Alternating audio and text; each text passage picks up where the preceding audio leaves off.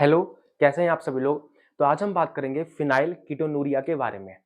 तो phenyl ketonuria एक type का मेंडेलियन डिसऑर्डर है, यानी कि जो फिनाइल कीटोनूरिया जो डिजीज है, ये जीन्स में डिफेक्शन यानी खराबी होने की वजह से बॉडी के अंदर होता है। तो चलो without any wasting of time शुरू करते हैं फिनाइल कीटोनूरिया।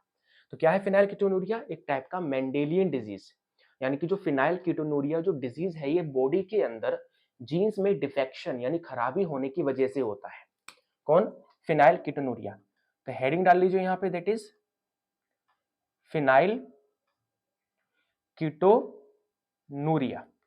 तो फर्स्ट ऑफ ऑल तो ये पता होना चाहिए कि ये एक टाइप का ऑटोसोमल मेंडेलियन डिसऑर्डर है। देखो, मैंने बताया कि एक टाइप का मेंडेलियन डिसऑर्डर है। मेंडेलियन यानी कि ये जो डिजीज है, ये जीन्स में खराबी होने की वजह से बॉडी के अंदर होगा। ठीक है ना? अब ये जो फिनाइल कीटोनूरिया का जो जीन है, ये बॉडी के ऑटोसोम में होता है, यानी कि बॉडी में 23 पेयर ऑफ क्रोमोसोम होते हैं, जहां पे 1 से लेकर 22 पेयर ऑफ क्रोमोसोम को ऑटोसोम कहते हैं। तो फिनाइल कीटोनूरिया का जो जीन होता है ना, ये ह्यूमन बॉडी के ऑटोसोम्स में होता है। कहां पे होता है? ऑटोसोम्स में।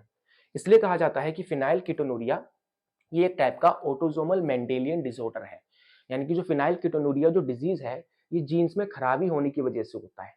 और इसका ये जो जीन है, ये ऑटोसोम्स में होता है। और ऑटोसोम यानी 1 से लेकर 22 पेयर ऑफ क्रोमोसोम को ऑटोसोम कहते हैं।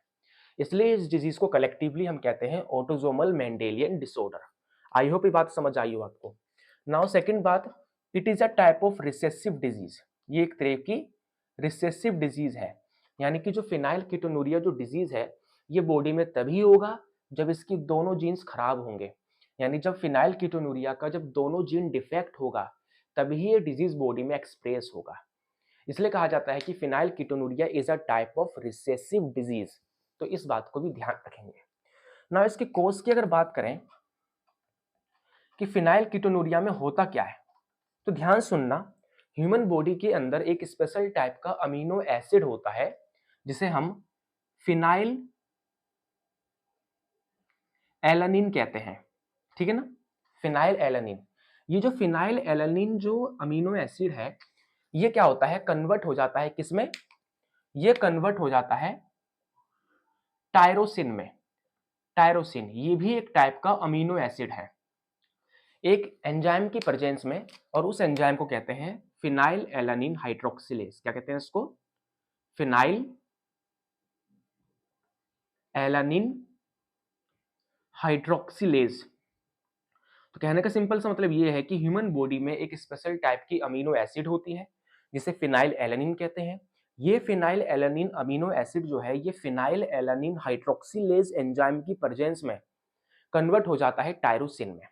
अब इस टायरोसिन के बहुत सारे काम होते हैं बॉडी के अंदर। जैसे पहला काम क्या है इसका? कि ये मेलानिन के सिक्रेशन में हेल्प करता है स्किन में।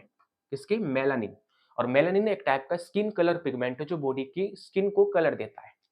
इसके अलावा ये जो टायरोसिन जो अमीनो एसिड है, ये हमारे थायराइड ग्लैंड से निकलने वाले जो थायरोक्सिन हार्मोन है, उसके फॉर्मेशन में भी ये हेल्प करवाता है। किसके? थायरोक्सिन हार्मोन की फॉर्मेशन में ये हेल्प करवाता है। ठीक है ना? इसके अलावा ये मेंटली ग्रोथ के लिए भी रेस्पॉन्सिबल होता है। किसके? Mentally growth. तो ये सब काम होता है किसका? टायरोसिन का। तो इस डिजीज में होता क्या है कि ह्यूमन बॉडी के अंदर ये जो अमीनो एसिड है फिनाइल एलानिन, ये टायरोसिन में कन्वर्ट नहीं हो पाता। क्यों नहीं हो पाता? इस फिनाइल एलानिन हाइड्रोक्सिलेज एंजाइम की कमी की वजह से।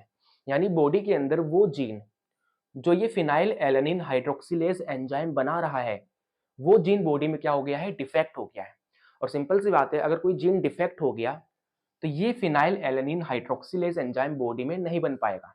और अगर ये फिनाइल एलानिन हाइड्रोक्सिलेज एंजाइम अगर बॉडी में नहीं बना, तो इस केस में ये जो फिनाइल एलानिन अमीनो एसिड जो है, ये टायरोसिन में कन्वर्ट नहीं हो पाएगा। और सिंपल सी बात है, अगर ये फिनाइल एलानिन बॉडी के अंदर अगर टायरोसिन में कन्वर्ट नहीं होगा, तो इस केस में क्या होगा? हमें इस फिनाइल कीटोनूरिया के सिम्टम्स बॉडी में दिखाई देंगे ना। सिम्टम्स की अगर बात करें, तो पहला सिम्टम ये है, जैसे मैंने बताया कि टायरोसिन का काम क्या होता है? मेलानिन की फॉर्मेशन में हेल्प करवाना। तो सिंपल सी बात है, जब टायरोसिन जब बॉडी में नहीं बनेगा फिनाइल एलानिन से, तो क्या होगा? स्किन में मेलानिन मेलानिन नहीं बन पाएगा, जिससे डीपिगमेंटेशन हो जाएगी। क्या हो जाएगी? डीपिगमेंटेशन। ठीक है ना? इसके अलावा मैंने बताया कि जो टायरोसिन है ये थायराइड ग्लैंड से निकलने वाले थायरोक्सिन हार्मोन के फॉर्मेशन में हेल्प करता है।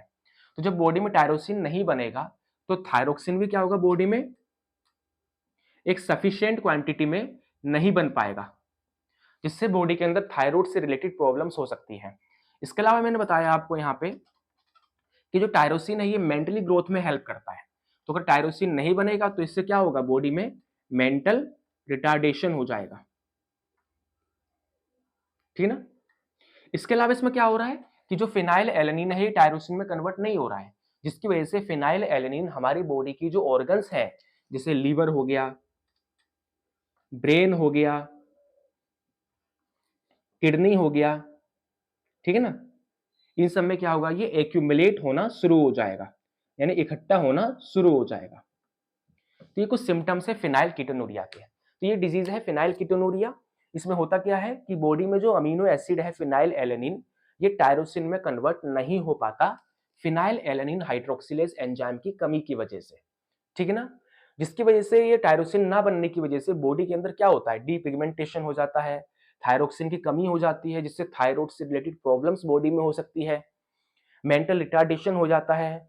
जब फिनाइल एलेनिन जब टायरोसिन में कन्वर्ट नहीं होगा तो इस केस में क्या होगा, फिनाइल एलेनिन बॉडी की internal organs like liver, brain and kidney में एक्यूमुलेट होना स्टार्ट हो जाएगा, जिससे ये डिजीज बॉडी में देखने के लिए मिलेगी, दैट इज फिनाइल कीटोनुरिया। तो अगर ये टॉपिक अच्छा लगा हो तो इसे लाइक एंड सब्सक्राइब जरूर करें। Thank you.